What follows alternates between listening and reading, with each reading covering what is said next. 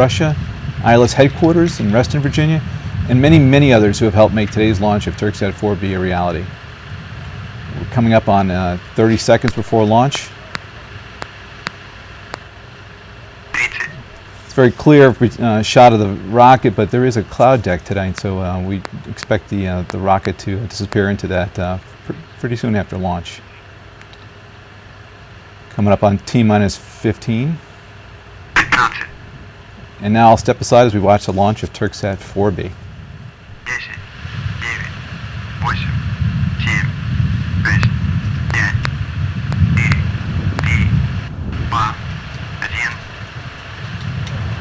And we have ignition.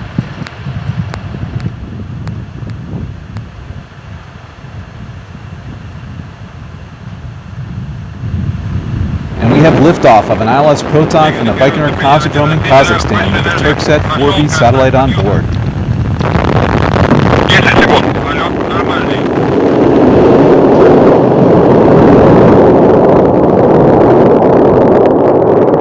Now, about 10 seconds after liftoff, the vehicle does do a roll maneuver to align the launch vehicle pitch axis with the northeasterly launch azimuth. Unfortunately, with the cloud deck there, the vehicle is now out of sight of the cameras, but the vehicle will soon experience maximum dynamic pressure, or max Q. Now, this is when the aerodynamic stresses on the vehicle in atmospheric flight are at their peak. And for Proton, max Q occurs about 1 minute and 2 seconds after liftoff at a velocity of Mach 1.6.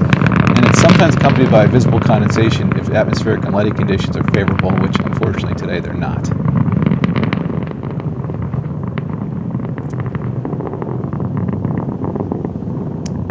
From the information I'm receiving, everything seems to be proceeding nominally as the vehicle ascends over the Cosmodrome in a northeasterly direction with a flight launch azimuth of approximately 61.3 degrees. About 90 seconds after liftoff. And we're coming up on the first stage separation from the second stage. Now that's set to occur at 2 minutes into the flight. On clear nights, unlike tonight, observers in the Baykonur Cosmodrome may be able to see a bit of a halo effect of light as the second stage engines ignite prior to the separation from the first stage. Coming up 1 minute and 50 seconds after launch. First stage shutdown should occur in about 15 seconds.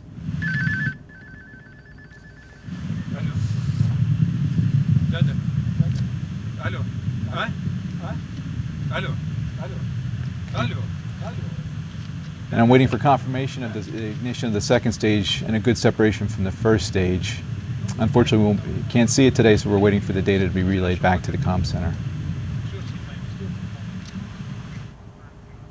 Okay, and I do have confirmation of a good ignition of the second stage and a good separation from the first stage.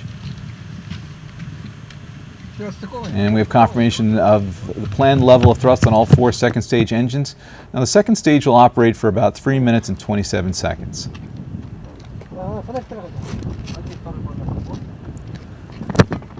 The next key mission milestone will be the separation of third stage from the second stage at L plus 5 minutes and 27 seconds.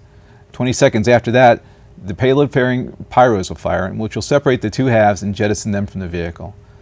Lastly, as the ILS Proton travels northeasterly downrange from Kazakhstan into Russian territory, our viewers may notice some brief planned time lags in our reporting of key mission milestones, as the telemetry has to be relayed from multiple ground stations.